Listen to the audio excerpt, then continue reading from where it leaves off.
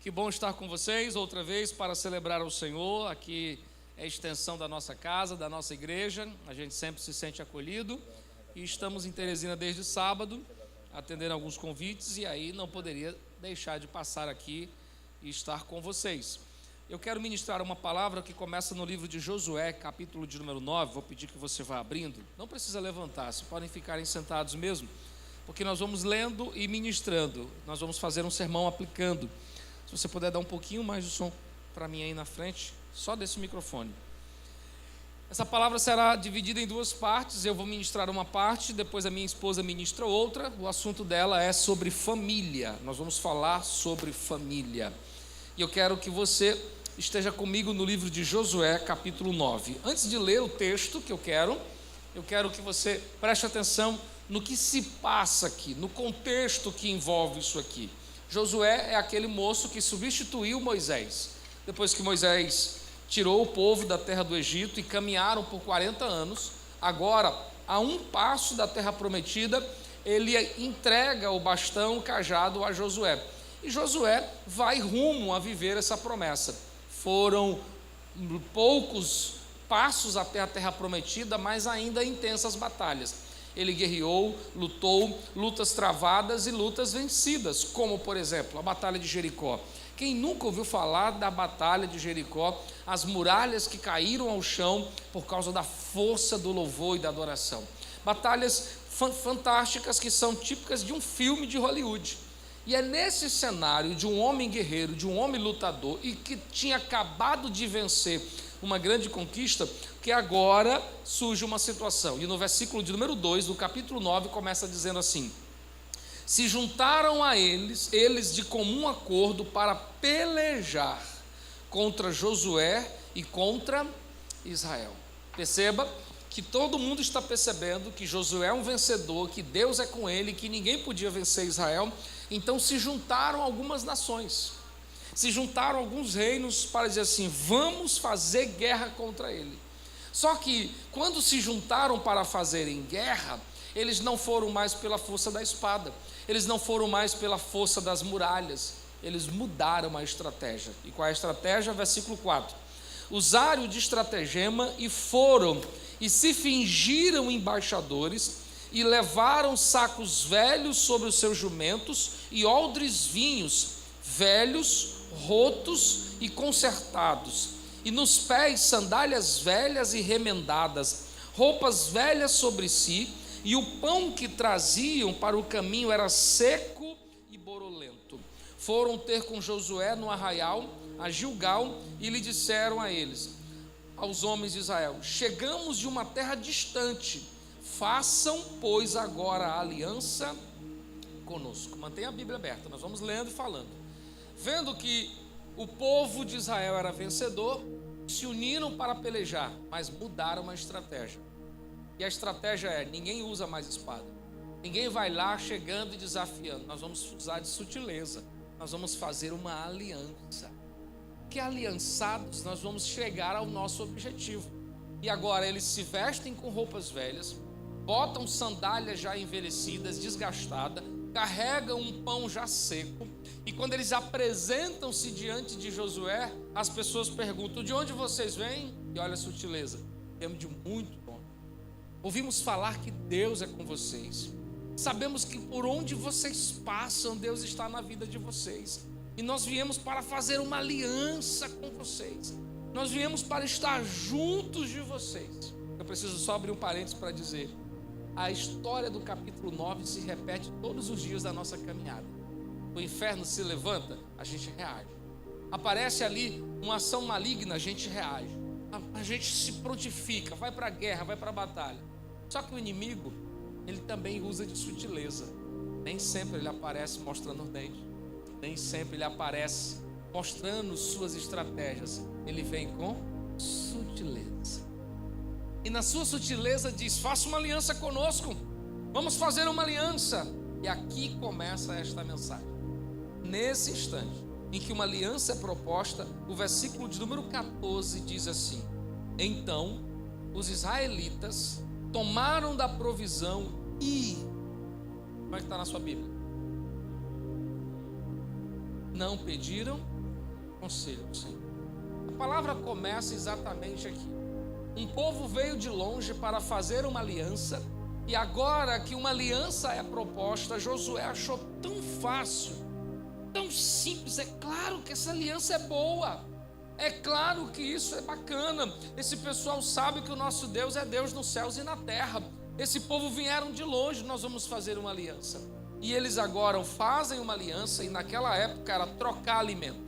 E quando eles trocam um alimento, eles estão dizendo: nós dividiremos o que tivermos, nós comeremos o que vocês comerem, nós viveremos a vida que vocês viverem.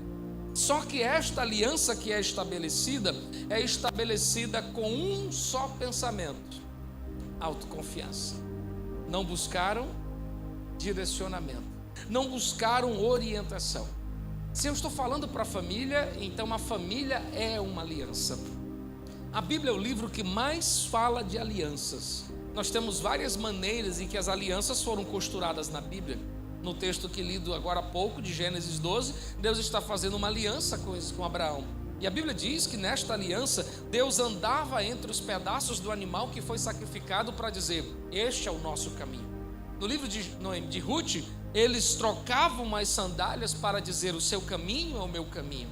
A Bíblia é repleta disso. Quando termina as águas do dilúvio, o próprio Deus faz uma aliança colocando um arco sobre os céus. A maior delas é quando Jesus toma o cálice e diz: este é o cálice da nova.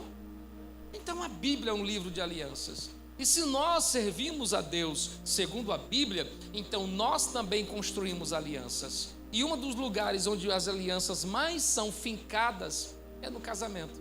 É por isso que nós usamos uma.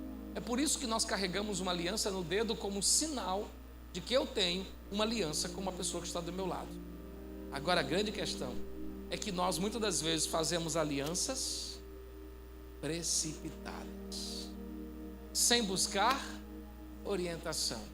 Ah, mas ela é linda, mas ele é fantástico, olha como ele fala. E aí eu me dirijo para os jovens que estão aqui: cuidado, porque fazer uma aliança baseado no que os seus olhos veem é um prejuízo para a vida inteira. Ah, ela é linda. Você acha que ela vai ficar linda para sempre, campeão? Ah, ele fala bem. Todo vendedor, quando quer vender o seu produto, sabe falar bem. Nós estamos diante de um cenário que leva para os jovens a pensar assim: eu não posso agir pelo que parece. Irmãos, as aparências são um negócio tão sério que ela enganou até um profeta, quanto mais você. O profeta Samuel olhou e disse assim: só pode estar de mim o rei de Israel. E o que Deus precisou dizer? Eu não olho para a aparência, mas nós homens olhamos para a aparência. E quantas atitudes precipitadas são feitas por alianças que não buscaram o conselho de Deus, a direção de Deus. Para onde vamos? Onde vamos morar? Que casa estaremos? Quantos filhos teremos? Como é que nós vamos fazer? E esse trabalho? E esse novo projeto? E aí, por não buscar a direção, o que acontece? Eles estão agora felizes, fizeram uma aliança, o povo foi embora, Josué segue a caminhada, e quando Josué chega na próxima cidade, que é a cidade dos Amonitas, quando eles puxam uma espada para destruir aquele exército, quem aparece? Os moços da aliança, dizendo assim: lembra da gente? Aquele moço que nós trocamos os pães? Vocês têm uma aliança conosco, vocês estão impedidos de puxar a espada. E por conta disso, capítulo de número 9, versículo de número 18 diz: os filhos de Israel não os feriram, porque os príncipes das congregação lhe juraram pelo Senhor Deus de Israel, porque toda a congregação agora estava murmurando contra os... O que o povo está fazendo? Murmurando. Por quê? Porque quando Josué vai para vencer, diz assim: você não pode, porque você fez uma aliança conosco. E aliança é coisa? Aliança é coisa? Ah, nós vamos já destruir os amonitas. Não, pode não, temos uma aliança. E por causa dessa aliança eles voltam e dizem: olha, a gente não pode passar pela terra deles, a gente não pode conquistar. Por quê? Porque fizemos uma aliança.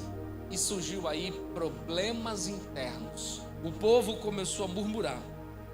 Mas como é que vocês são líderes e fazem atitudes dessa? Como é que vocês são homens de Deus e fazem uma besteira dessa? E começam a surgir conflitos internos. Quantos casamentos estão vivendo conflitos internos? Quantos relacionamentos estão passando por conflitos assim? Alguma coisa aconteceu e começa a murmuração dentro de casa. Mas você sabia que eu era assim. E começa uma onda de murmuração dentro de casa. Onde é que eu estava com a cabeça? Que eu não vi que tu era desse jeito. Pois é. Tudo isso foi por causa de alianças? De alianças? Você pode me ajudar de alianças? Tenha medo não, irmão. Já entrou nesse barco, aguenta as pontas. Pastor, devia ter ouvido essa pregação antes de casar. Parabéns para você. E já entrou nessa festa. Agora a data é querida. Muitos anos de vida. Pastor, e o que faço? Calma, campeão. A história ainda tem outro personagem. É que agora que estão passando por momentos conflitantes, acalmaram, resolveram, gente, tá bom, a gente errou, se precipitou, mas vamos lá, respira, sossega. Aí eles estão em casa quando recebem uma carta. Capítulo 10, diz que se levantaram 5 reinos para destruir os amonitas. E quando os amonitas viram que ia morrer, versículo de número 6, os homens de Gibeão mandaram dizer a Josué no arraial de Gilgal: não retire as tuas mãos de teus servos, sobe apressadamente a nós e livra-nos, ajuda-nos, pois todos os reis dos amorreus que habitam nas montanhas se juntaram contra nós. Você está percebendo o que aconteceu aqui? Já estavam tendo conflitos internos, agora estão enfrentando conflitos externos. Porque eles recebem uma mensagem dizendo: olha, você tem uma aliança com a gente, e está vindo aí uns exércitos inimigos lutar contra a gente, e vocês fizeram aliança conosco, venha lutar as nossas guerras. Eles estão entrando numa guerra que não era sua, por causa de decisões mal feitas, mal escolhidas. Pastor, se fosse eu nesse lugar, arrebentava, era tudo. Eu não vou fazer mais aliança, não está quebrado a aliança. Era essa a escolha de muita gente. Sabe por que muitas pessoas estão sofrendo hoje? Porque pessoas estão fazendo alianças precipitadas, e quando enfrentam os conflitos, seja o interno ou externo, a primeira coisa que fazem, quebram as alianças. Mas nunca uma aliança quebrada ficou sem deixar arranhões em quem a quebrou. Eu sou filho de pais separados, e eu sei o que é estar num lar de uma aliança quebrada. Quantas pessoas hoje sofrem porque quando enfrentaram seus conflitos dizem: não aguento não, vou jogar tudo para cima, vou desistir desse marido, vou desistir dessa mulher, vou desistir desses meninos. E nós desistimos. E você acha que Josué não pensou nisso não? Claro que pensou, porque esse é o primeiro pensamento que bate na nossa cabeça. Só que o capítulo vai nos dar outra lição. Pode subir, Camila. Quando eles estão assim, nessa situação, Josué, capítulo 10, versículo de número 12, diz assim: então Josué fez o quê? Você está na sua Bíblia? Capítulo 10, versículo 12. Então Josué falou, ou seja, ele ora, ele toma uma postura. Meu Deus, e aí o que é que eu faço, meu Deus? E Deus dá o direcionamento para Josué. E eu quero começar a pensar com você: se o seu casamento está enfrentando conflitos internos ou externos por conta de decisões precipitadas, ore, porque orar resolve. A paz do Senhor, igreja. Que bom estar aqui com vocês. Dentro de um lar pode faltar tudo, mas não pode faltar oração. Porque Tiago diz que a oração, ela é poderosa na vida de um justo. E o que a Bíblia fala é verdade. Eu queria deixar um testemunho aqui para a igreja do que a oração é capaz de fazer na vida familiar. O que ela é capaz de fazer dentro de um lar. Quando eu me casei, eu já me casei com um sonho de uma casa própria. Porém, me casei com um pastor, e pastor não se aquieta. E eu passei 10 anos morando de aluguel. E quando eu morei aqui em Teresina, que eu retornei para Parnaíba, eu fiz uma oração a Deus. que quando eu voltasse para a minha cidade, que ele me botasse dentro de uma casa própria. E assim Deus fez. Fui-me embora para Parnaíba, minha cidade, e lá eu morei numa casa própria. Só que esse sonho só durou 2 anos. E com 2 anos que eu estava nessa casa, Deus me chama novamente para retornar a Barroquinha. E lá estou eu, de novo, morando de aluguel. Passei praticamente 5 anos morando de aluguel. E quando nós estávamos fazendo a terceira mudança em apenas 5 anos, e a casa tinha assim um corredor, eu disse: Deus, eu não aguento mais essa vida. Eu já estou cansada de estar para cima e para baixo com coisa na minha cabeça. Eu já estou cansada. E aí foi quando o Espírito Santo falou no meu coração. Lembro, igreja, isso só acredita quem é crente. O Espírito Santo disse assim: calme, porque eu vou lhe tirar do aluguel. Eu abracei aquilo. E passou alguns dias, eu contei para o Adriano. Disse: Adriano, Deus me falou que vai me tirar do aluguel. E eu comecei a trazer à existência o que não existia. Eu ia varrer a casa, eu dizia para mim mesma: eu estou me despedindo dessa casa, não vou passar muito tempo. Porque Deus disse que ia me dar uma casa, eu acredito no que Deus fala. Só que passou meses, dias e anos, e 1 ano e poucos meses. Eu esqueci da promessa. Eu não falava mais, eu não trazia mais à existência. Eu esqueci da promessa. Quando foi em abril, no início de abril de 2020, Deus me desperta entre 4h30 da manhã para 5 horas. E Deus disse assim: pega um caderno e uma caneta.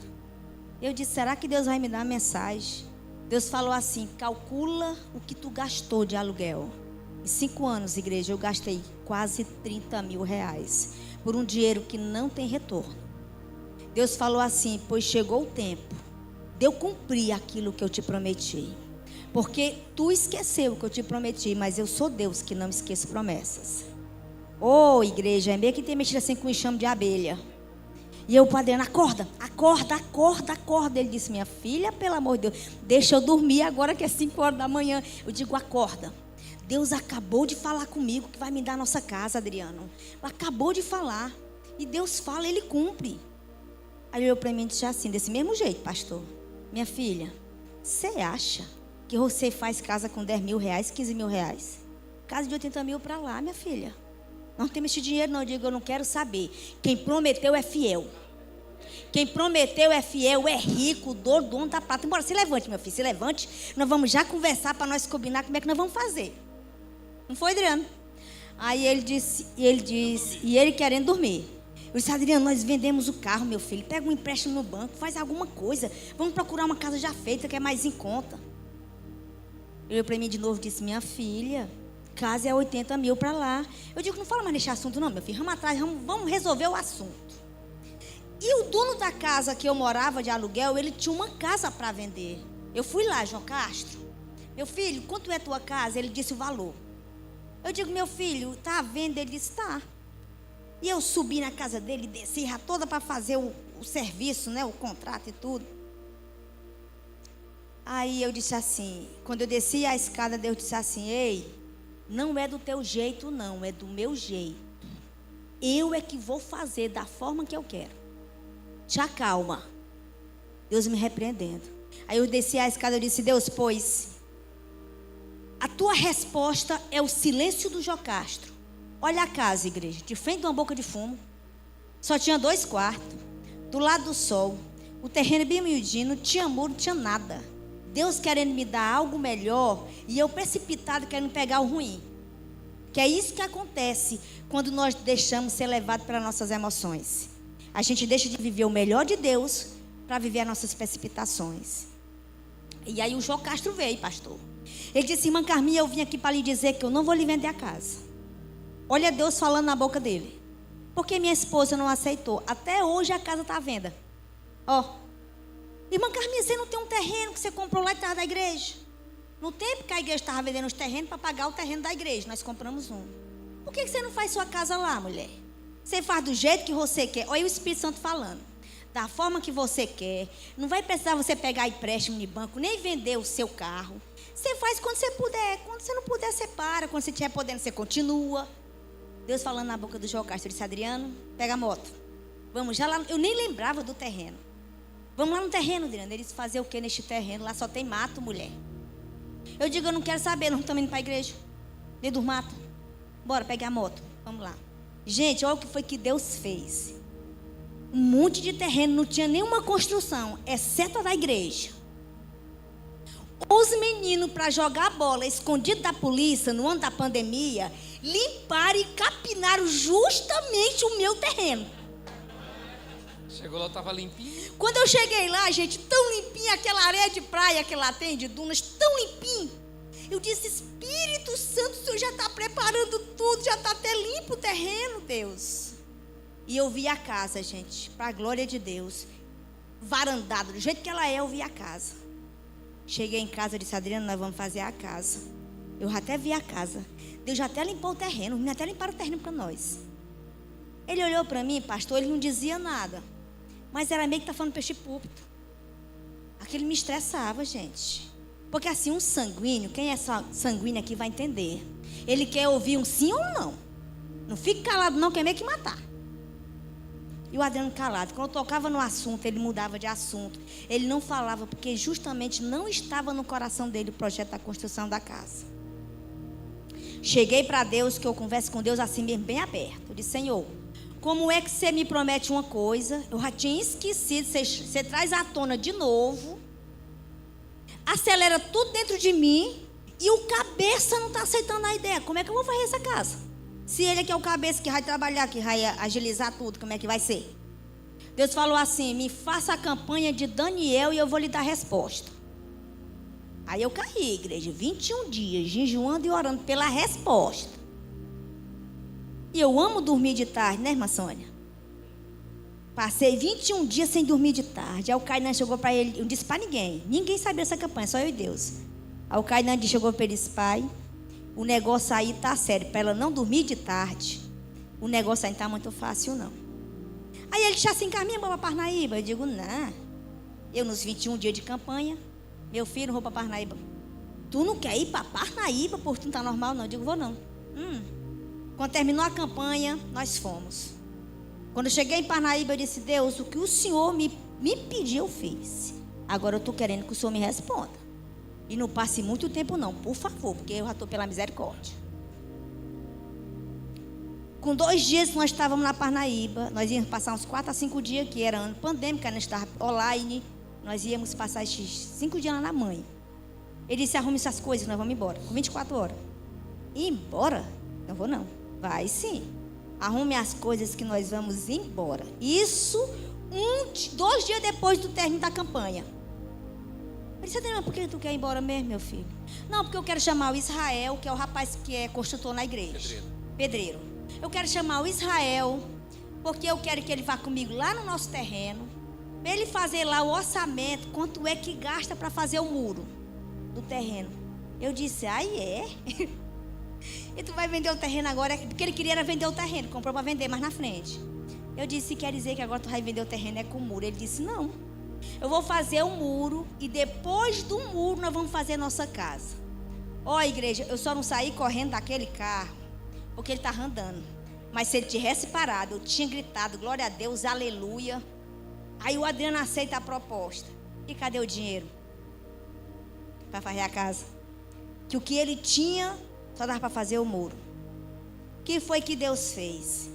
O dono do terreno que vendeu para a igreja disse, pastor Adriano, o restante do terreno você loteia para mim, trabalhe para mim, e tudo que o senhor vendeu, lhe dou 10% de cada terreno vendido. Ele chegou lá em casa com a história, que seu Adalto tinha convidado ele. Aí eu fui para o quarto, eu disse, Espírito Santo, aproveita a oportunidade, é agora. Está tudo nas suas mãos, mande comprador. Gente, Deus mandava de 5, 7 comprador em uma semana, num município de 6 mil habitantes. Deus mandava assim, o Adriano estava nadando, era só recebendo comissão e vendendo terreno. Resumindo a história, e nós começamos a nossa casa em maio de 2020, no ano de uma pandemia. No dia 27 de outubro do mesmo ano, nós estávamos nos mudando. Deus nos deu uma casa em 5 meses, que nem construtora faz isso. Porque quando Deus se levanta para abençoar alguém, nem mesmo o inferno, com todo o seu império, pode impedir.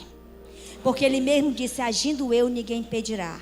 Eu só sei, irmãos, que nós entramos para dentro dessa casa, toda terminada, sem dever 1 centavo a nenhuma loja onde nós compramos material de construção. Eu quero dizer para você que o nosso Deus, Ele é Deus de milagre. E Ele ainda ouve oração. Ele só está esperando você se derramar diante dEle. O problema é que quando nós enfrentamos dificuldade dentro do nosso lar, nós procuramos tudo, menos Deus. E o caminho certo para resolver nossos problemas chama-se oração diante de um Deus que pode fazer tudo. Ele muda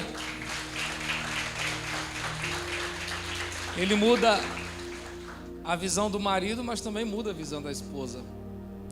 Eu não queria e começou a nascer um desejo e a casa aconteceu. Seria mais fácil medir força, mas ela entendeu que o caminho era.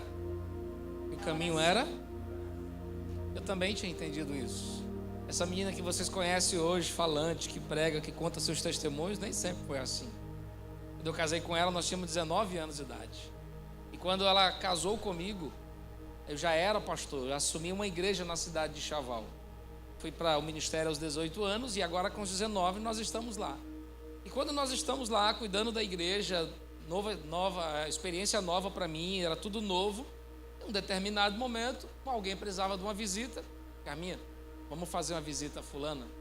Resposta da Carminha: conte comigo para tudo que você precisar, mas não para isso. Eu não sonhei ser esposa de pastor, então eu não vou lhe atrapalhar, mas não peça para fazer o que eu não sinto no coração. Vá só. Qual era mais fácil nessa hora? O que eu fiz? Casei com a mulher errada. Mas não, eu fui para a oração. Eu não a forcei, eu não a constrangi, não lancei em rosto, não fiquei com palavras opressas. Eu fui para a oração. Deus, eu preciso dessa mulher. Como ter um ministério frutífero sem uma mulher do meu lado? Eu preciso dela. Desperte esta mulher, Senhor. Eu sei que há algo no coração dela. Trate com isso. E eu orei. Ela orou 21 dias. Eu orei 6 anos. Parece que o coração dela era mais duro do que o meu. Até que Deus despertou o coração dela. E agora não sou eu que convido a Carminha para fazer as visitas. É ela que convida. Hoje ela é minha líder de mulheres. Nunca por uma imposição tu tem que ser. Hoje ela cuida de setores na igreja que vão da intercessão ao trabalho de acompanhamento. Porque ao invés de medir força, eu fui para oração. Maridos que querem mudar suas forças no braço, vocês não conseguirão. Não, quando casar muda. Inocente. Você não muda a cultura de alguém que foi construída ao longo de anos, a não ser Deus. Então não desgaste tentando mudar a sua mulher ou tentando mudar o seu marido. Vá para o lugar das orações. Porque se Deus muda coração de marido e de mulher, Ele também muda coração de filhos. Pastor, lá em casa o problema é filho. A oração também funciona. Né, Carminha? Eu tenho um filho de 21 anos, como você já sabe, o Kainan. Hoje é casado, mora na cidade de Sobral. E quando o Kainan tinha 17, o primeiro celular dele ele ganhou com 16 anos, comprado por mim e pelo pai. Eu nunca dei celular para o Kainan pequeno, porque eu sei que é uma ferramenta que ajuda muito, mas se também não souber usar, ele prejudica ao extremo. E aí o Kainan com 17 anos, eu achava que ele estava estudando no fundo de uma rede, direto no celular, e eu pensei que ele estava estudando. Digo, mas que aulas são essas, meu Deus, que é o dia todo. E um dia eu entrei no quarto dele e ele disse: eu te mato. Hoje eu te mato. E hoje eu sou o vencedor, porque hoje eu vim para te matar. Gente, eu me arrupiei todinha. Eu digo, tu tá matando quem, menino? Pelo amor de Deus, tu tá matando quem nesse celular? Porque nessa casa aqui reina é vida. Jesus disse que Ele é a vida. Tu tá matando quem, meu filho? Olha, não se meta na minha vida desse mesmo jeitinho. Que eu já tenho 17 anos, já estou prestes aos 18 anos, já estou de maior. Eu digo, meu filho, enquanto você morar nessa casa comendo do feijão que o Adriano der, você vai obedecer a mim e seu pai. Ou então você cai fora. Você vai decidir. Tu tá matando quem aqui? Não é um jogo que eu estou usando, um jogo do Satanás. O nome dele é Free Fire. Jogo do cão. Digo para vocês, gente, não é mentira. Olha, esse jogo, ele mudou a personalidade do meu filho. Ele não comia mais, ele não dormia. Que gente está sendo tocada aqui. Ele não comia mais, ele não dormia mais. Ele ficou rebelde, áspero, coisa que não era dele. Um dia, o Kainan sentou para almoçar, gente. Ele deu vertigem, ele desmaiou na mesa. Depois nós fomos descobrir que é porque ele não estava dormindo de madrugada, só no jogo do Free Fire. Aí eu disse pro Kainan, Deus vai te libertar deste jogo. Gente, eu vi o Satanás purinho. Nunca. Oh, igreja, quando ele disse isso, eu olhei pro Kainan e disse: a minha guerra a partir de hoje não é contigo, é com o meu adversário que está querendo atrapalhar a tua vida. Vamos ver quem é que ganha essa guerra. Se é meu Deus ou se é o diabo. Irmãos, eu caí para a oração, sei para vocês terem ideia.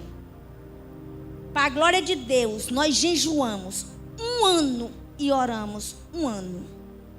Toda terça-feira na semana eu tirava aquele dia todinho para mim se consagrar diante de Deus e buscar oração pela libertação do meu filho.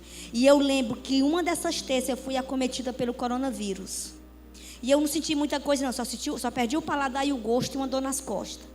E naquela mesma terça-feira eu senti uma dor nas costas, que por segundo eu desmaiei na rede. Mas eu disse para meu Deus, que mesmo doente eu não quebraria aquela campanha.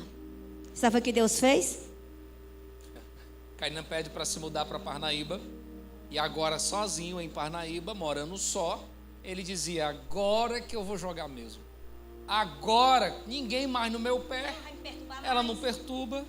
Só que enquanto ele estava lá, nós estávamos em oração. Deus, traz meu filho para perto. Meu filho é um religioso. Nasceu na igreja, se batizou nas águas, toca na igreja, mas é um religioso, não te conhece. Sabe o que aconteceu? Um dia, ele começou a sentir nojo do jogo. Começou a sentir abuso do jogo. Ele sentiu tanto abuso do jogo que ele começou: qual a graça disso aqui? A vida toda nesse negócio. E ele foi se saindo, desinstalou o jogo, vendeu, não sei como é que chama lá, mas ele vendeu e foi desinstalando. Mas a gente continua orando: Deus, traz ele para perto. Traz ele para perto. Ele mudou os relacionamentos, mudou as amizades, mudou a conversa. Começou a ler Bíblia. Começou a ligar para mim: pai, eu estou lendo aqui um texto, eu não entendi o que isso quer dizer. Deus começou a se revelar ao meu filho.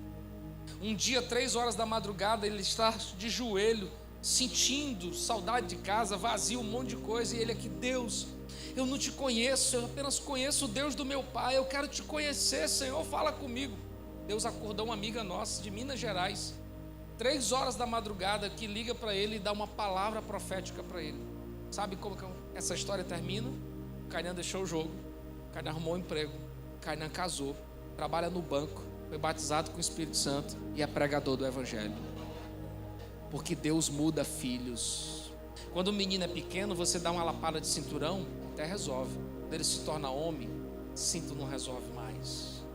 E até porque nem sempre eles estão perto da gente. Então nessa hora não é a força do grito, é a força dos joelhos. Quer ver a tua aliança ficar firme? O caminho é oração. Não desista dos seus filhos. Não desista da sua esposa. Não desista do seu marido. Vá orar. Porque nunca os céus ficam sem te dar uma resposta. E quando Josué orou, e você pode olhar para o capítulo 10 de novo. Quando Josué se pôs a orar, a sua oração foi uma oração fascinante. Ele diz: sol, detente no vale de Gilgal, lua, permanece no vale de Aijalon. E a Bíblia diz que o sol e a lua deteram-se ali. E olha como diz o versículo 14: não houve dia semelhante a este, nem antes nem depois dele, tendo o Senhor atendido a voz de um homem, porque o Senhor pelejava por Israel. Milagres grandes acontecem em pequenas decisões. O quarto de guerra, o canto do guerreiro, o lugar da oração. Está querendo ver sua família bem, mas está tentando pelo caminho errado. Está querendo ver as coisas darem certo, está tentando pelo caminho errado. Tudo começa na oração. Se você entende essa palavra, reaja, faça alguma coisa, lute em oração. Fique de pé, por favor. Eu quero convidar você a orarmos agora. Não dá para falar de oração e não ficar sem orar. E nessa oração, eu quero convidar você a orar por sua família. Se você está perto do seu esposo, vai para perto. Se está perto dos filhos, vai para perto. Se está perto de neto, alguém chama a família para perto. Pastor, estou sozinho, não vê ninguém. Traga ele em sua memória. Traga ele aqui em sua consciência. E nós vamos levantar um clamor pelas famílias. Mas essa oração acontecerá de duas maneiras. A primeira é você orando. Você vai orar por sua família. Esteja onde ele estiver, fazendo o que estiver fazendo. Pastor, já faz anos, eu sei o que é orar por anos por uma resposta. Mas nunca desista. Nunca desista de orar. Então eu quero que você levante um clamor pela sua família agora. Pela sua esposa, pelo seu marido, pela sua mãe, pelo seu pai, pelos seus filhos. Você pode fechar os seus olhos? Você pode falar com Deus agora. Faz uma oração das mais intensas e sinceras que você pode. Você pode orar agora. Esteja você sozinho, agora você pode clamar a Deus pela sua casa. Isso. Levante a voz, igreja. É hora de falar com Deus. Oh, aleluia. Oh, aleluia. Oh, aleluia.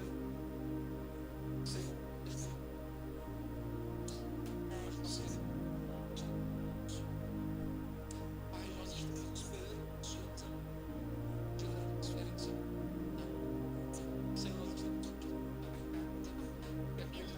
do nosso lado vai morar nosso. Senhor, não é apenas uma questão de amor de mãe, é uma questão de preocupação espiritual. Queremos ver aquele que está pregando a palavra. Queremos ver aquele que está no seu corpo liderando, vivenciando o reino de Deus ao sobrenatural. Espírito, abre as portas da função, abre as portas do trabalho. Senhor, toca no coração dele, gente grande nisso. Faz. Meu Deus. Oh, meu Deus. Oh, meu Deus. Querido Deus e amado Pai, Meu Deus Deus. Todo-Poderoso. Meu Deus. Pai, a família sempre foi e sempre será um grande projeto seu, Senhor. Meu O Deus. Senhor se importa tanto com a família, que foi num casamento a qual o Senhor realizou o seu primeiro milagre, Jesus, transformando aquela água em vinho, Deus. Pai, tem tantas famílias precisando do milagre da transformação, Senhor. Transforme, Jesus. Vá arrancando, tirando aquilo que não tem te agradado dentro dos lares.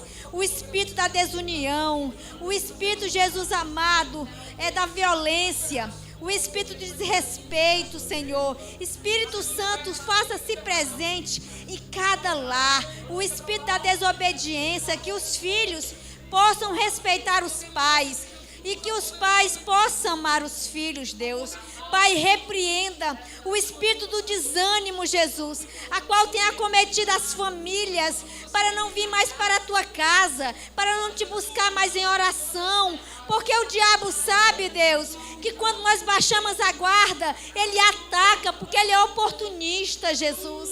Mas o Senhor é Deus que restaura, o Senhor é Deus que restitui, o Senhor é Deus que transforma. Deus, restaura os nossos lares, transforma os nossos casamentos, repreenda todo espírito de divórcio, Senhor, toda contenda, Espírito Santo, todo espírito de mentira dentro dos nossos lares, que possamos nos falar a verdade uns com os outros, que possamos nos respeitar.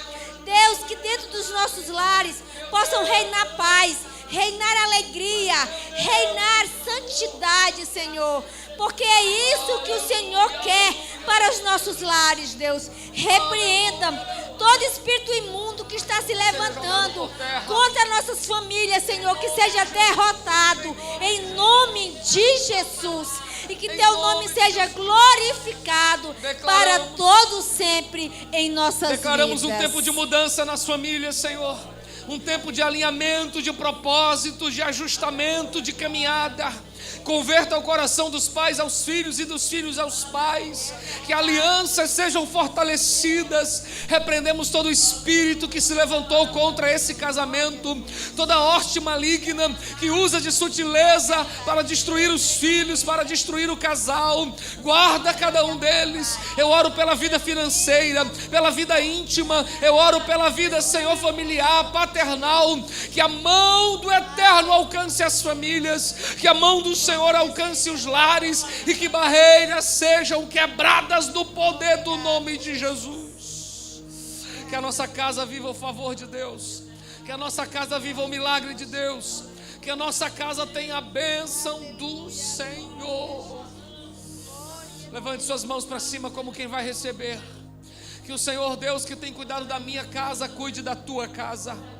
Que assim como o Senhor mudou a minha história, que Ele entre na tua história e que Ele mude, colocando as coisas no lugar. Que toda onda maligna seja repreendida no poder do nome de Jesus. Quem recebe essa palavra, diga amém. Diga: minha casa será abençoada, porque eu, melhor isso, porque eu lutarei no altar da oração. Você concorda com essa palavra? Então aplauda bem forte o nome do Senhor. Dá um abraço aí na sua família. Dá um abraço nele, nela. Glória a Deus. Entra na minha casa, entra na minha vida. E o quê? E sara todas as feridas. Me ensina. Pode sentar, irmãos. Eu quero amar. Por quê? Faz um milagre em mim. Eu creio na oração e por isso eu orei para que Deus tocasse no coração de vocês hoje. Eu sei que Ele vai tocar. Nós estamos ali em Barroquinha, fazendo agora no dia 26 de setembro, 5 anos que iniciamos a construção do Santuário Semeador. Os que nos seguem nas redes sociais sabem do que eu estou falando. Foi uma construção que revela milagres, desde o início até agora. E nós dividimos essa construção em 3 fases. Primeira fase, o templo. Segunda fase, as salas. E a terceira fase, a área de recreação. E é nessa terceira fase que nós estamos agora construindo a piscina. Já temos uma área de vôlei e agora estamos na parte da piscina. A piscina está orçada em R$110 mil.